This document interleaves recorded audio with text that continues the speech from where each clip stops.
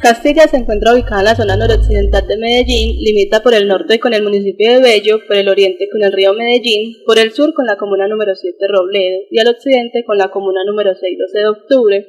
Trataré la problemática de la informalidad en este barrio, especialmente en la carrera 68. Para ello realicé unas encuestas a 10 personas que viven de la informalidad.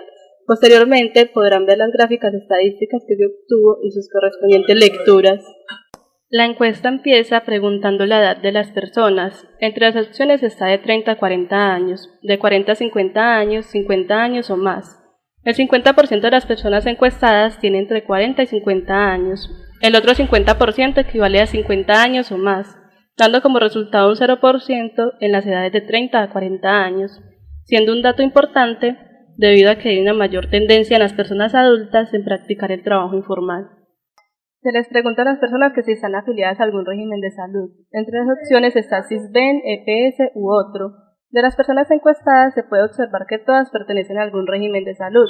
Un 60% pertenece al SISBEN y el otro 40% a EPS, ya sea porque ellas mismas lo pagan o porque son beneficiarias por algún familiar. Se le pregunta a las personas por qué son informales. Entre las opciones están pocas fuentes de empleo, bajo nivel educativo u otro. Al preguntarle a las personas que por qué eran informales, el 80% responde que por otra razón diferente a las opciones que aparecen en el gráfico, resaltando cuáles eran esos motivos. Entre ellos están porque quieren ser independientes y no trabajarle a nadie, porque les gusta, por acompañamiento a su familia, debido a que muchos de estos negocios quedan cerca o en el mismo hogar, y porque es más rentable. El otro 20% responde que son informales por pocas fuentes de empleo, clarificando que no los aceptan en una empresa por su bajo nivel educativo o por su edad, debido a que muchas empresas les sale más barato la contratación de personas jóvenes que de adultas. Esto pues por las enfermedades que tengan o puedan desarrollar, por los medicamentos, entre otras razones. Se pregunta qué nivel educativo tienen. Entre las opciones está primaria, secundaria, técnico o ninguna. En cuanto al nivel educativo, se pudo encontrar que el 40% de los encuestados solo empezaron o terminaron la secundaria, el 30% hizo primaria, el 20% tiene una técnica y un 10% ninguna. Se preguntó que cuántos años llevaban en esta actividad. Entre las opciones estaban de 0 a 2 años, de 2 a 4 años o más de 5 años. Con los datos obtenidos en la encuesta, el 60% de las personas llevan más de 5 años en esta actividad, siendo 25 años el más alto entre los encuestados, volviéndose esta actividad su diario vivir, su forma de hacerle frente a las exigencias del mercado, el consumo y su trabajo para sacar adelante a sus familias. Un 20% lleva de 2 a 4 años y el otro de 0 a 2 años en estas actividades. Se les pregunta a las personas por qué escogió el lugar para trabajar. Entre las opciones está el tránsito de personas, el fácil acceso para ellos u otro. Un 40% responde que escogió el lugar donde está ubicado porque hay tránsito de personas, lo que es favorable para ellos porque puede incrementar sus ventas. El otro 40% equivale a la opción otro. En esta opción mencionan que porque les queda cerca a sus hogares o en muchos de los casos sus negocios quedan en su residencia y un 20% por facilidad de acceso. Se pregunta por los meses de mayores ventas. El mes que tiene mayores ventas es diciembre con un 39%. Debido a que es el mes donde más gastos se hacen en los hogares. Le sigue el mes de octubre con un 22% y el mes de julio con un 17%, mencionando que con la prima las personas suelen gastar más, un 11% en junio y otro 11% el mes de enero, por ser el mes en que los hogares gastan en lo que son útiles escolares. El resto de los meses están con un 0%, por lo que se puede deducir que son meses con ventas muy bajas. Se preguntan que si los ingresos son suficientes para satisfacer las necesidades básicas de las personas. Entre las opciones está sí y no. El 70% de las personas responden a esta pregunta con un sí y un 30% con un no, debido a que en muchas ocasiones se ven cortos y sus ventas no equivalen a lo que realmente necesitan. Se pregunta también por las horas diarias de trabajo. Entre las opciones están de 3 a 6 horas, de 6 a 8 horas, de 8 a 12 horas o más de 12 horas. Un 50% de las personas encuestadas trabaja diariamente entre 6 y 8 horas, un 40% de 3 a 6 horas y un 10% de 8 a 12 horas, lo que indica que al ser independientes ellos tienen la autonomía y la facilidad de elegir cuántas horas trabajar. La última pregunta fue que si se sentían conformes con su trabajo. El 100% respondió sentirse conforme con su trabajo, dando gracias a Dios por tenerlo y porque con él pueden comer y satisfacer algunas de sus necesidades básicas. Otros lo expresan de forma que ellos aman lo que hacen y no se ven en ningún otro lado trabajando. Daré dos definiciones del concepto informalidad. La primera es de la OIT, quien la ve como una forma urbana de hacer las cosas, cuya marca distintiva incluye pocas barreras a la entrada para el empresario en términos de habilidades y capital requerido, empresas de propiedad familiar, operación en pequeña escala, producción de trabajo intensiva con tecnología adaptada y un mercado no regulado y competitivo. La segunda definición es del DANE, quien ve la informalidad como un conjunto de unidades dedicadas a la producción de bienes y prestación de servicios, con la finalidad primordial de crear empleos y generar ingresos para las personas que participan de esa actividad. Estas unidades funcionan típicamente en pequeña escala, con una organización rudimentaria en la que hay muy poca o ninguna distinción entre el trabajo y el capital, como factores de producción. Las relaciones de empleo, en los casos de que existan, se basan más bien en el empleo ocasional, el parentesco o las relaciones personales y sociales, y no en acuerdos contractuales que supongan garantías formales. El DANE tiene unos criterios para la medición de la informalidad. El primero es asalariado o patrón de microempresa, menos de 10 trabajadores. El segundo, trabajador por cuenta propia, no profesional ni técnico. El tercero, trabajador que presta el servicio doméstico. Y el cuarto, ayudante familiar sin remuneración. Mencionaré algunos de los determinantes más importantes de la informalidad, que son el nivel de educación. La mayor parte de las personas que pertenecen al sector informal posee un grado de escolaridad bastante bajo, el cual no supera la educación básica secundaria. Esto disminuye las posibilidades de emplearse en el sector formal. El sexo. La tasa de informalidad femenina es mayor que la masculina. La razón de este fenómeno es que las mujeres no solo tienen la responsabilidad de trabajar para complementar los ingresos del hogar, sino que también allí tienen obligaciones, por lo que necesitan horarios flexibles que les permitan hacer las dos cosas a la vez. El desempleo. El lento e insuficiente proceso de generación de empleo por parte de las empresas formalmente constituidas hace que la tasa de desempleo crezca rápidamente, por lo que el sector informal se muestra como una tabla de salvación para aquellas personas que no tienen la fortuna de pertenecer al sector formal. Costos de la formalidad. Los elevados costos de producción que deben enfrentar las empresas del sector formal y el sinnúmero de trámites y aprobaciones a los que deben someterse desestimula en muchos casos la constitución formal, por lo que ante la dificultad para la formalización, ellas deciden mantenerse en la informalidad. La edad. La evidencia internacional muestra que la mayor parte de quienes pertenecen al sector formal son personas entre los 25 y los 35 años de edad, por lo que a aquellas que se quedan por fuera de este rango se les dificulta más su ingreso a este sector y no les queda más remedio que comenzar a formar parte del sector informal.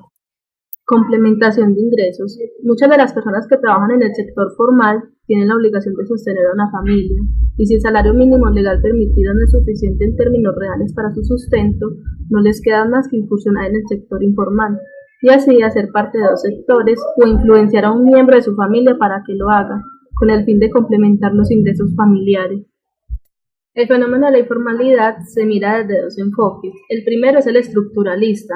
Este relaciona la informalidad con el escaso desarrollo del sector moderno de la economía, el formal, en cuanto éste no alcanza a absorber toda la fuerza laboral disponible, impulsando a los individuos restantes a laborar en otras actividades de menor productividad o al desempleo.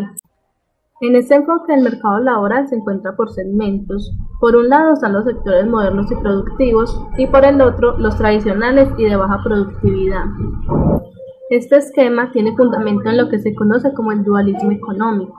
El dualismo económico en el enfoque estructuralista plantea desigualdades significativas entre los trabajadores de uno u otro sector en cuanto a ingresos y calidad de empleo, estabilidad, prestaciones sociales, condiciones de seguridad e higiene, entre otras.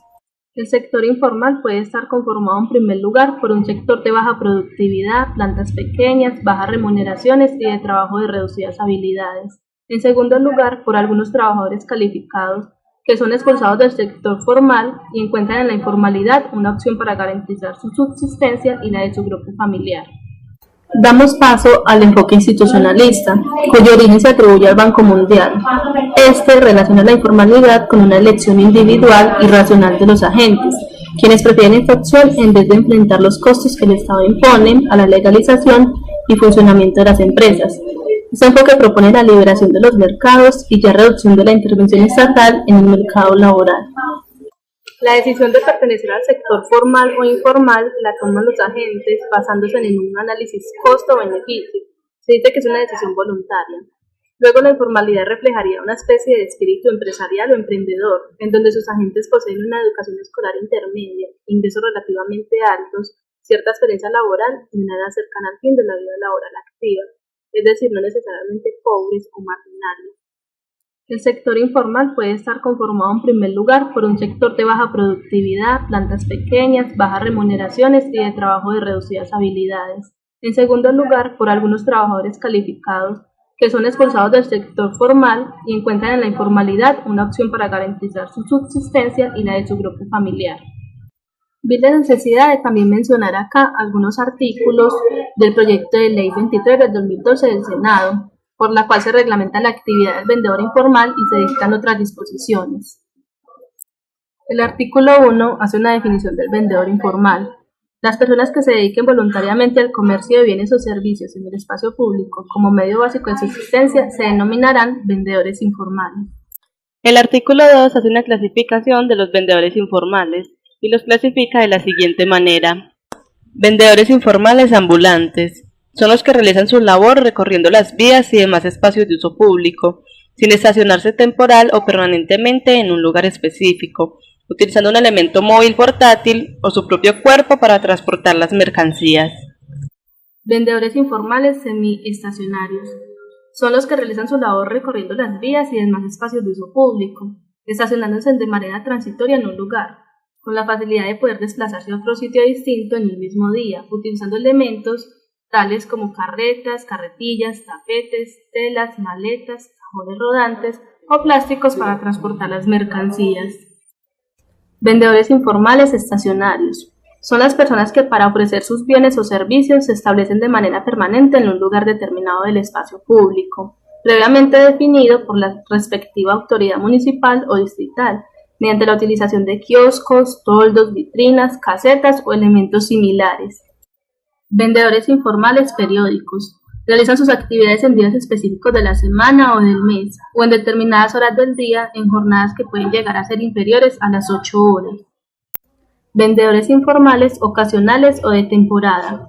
Realizan sus actividades en temporadas o periodos específicos del año ligados a festividades o eventos conmemorativos, especiales o temporadas escolares de fin de año. Artículo 4. Registro del vendedor informal. Para ejercer la actividad de vendedor informal se requiere el registro en el respectivo municipio o distrito. Las autoridades municipales y distritales promoverán capacitaciones para divulgar las normas vigentes sobre las ventas informales y los requisitos para el ejercicio de esta actividad, así como los derechos, deberes y obligaciones de los vendedores informales. Asimismo, promoverán campañas, incentivos y desarrollarán políticas, programas y proyectos para que los vendedores informales superen su condición y pasen a vincularse a empleos y actividades económicas formales. Artículo 7. Deberes y responsabilidades de los vendedores informales. Ejercer la actividad de conformidad con lo establecido en el registro. Mantener limpio y ordenado el sitio o los sitios en los que ejerce su labor y su zona adyacente. Portar copia del registro en todo momento en que ejerce la actividad. Abstenerse de anunciar sus productos o servicios mediante la utilización de altavoces, bocinas u otros medios visuales o auditivos que alteren la tranquilidad ciudadana. No ocupar mayor espacio del autorizado y registrado por las autoridades. Garantizar que las mercancías comercializadas sean de procedencia lícita y portar las facturas o documentos de origen de las mismas. Cuando se trate de bienes de procedencia ilícita, podrán ser aprehendidos por las autoridades de policía y puestos a disposición de la autoridad competente. Garantizar que los alimentos comercializados, ya sea producidos por el mismo vendedor informal o por terceros, cumplan con todos los requisitos de salubridad, higiene e inocuidad y dar estricto cumplimiento a las normas sobre manipulación de alimentos. No permitir el uso de su registro a terceras personas.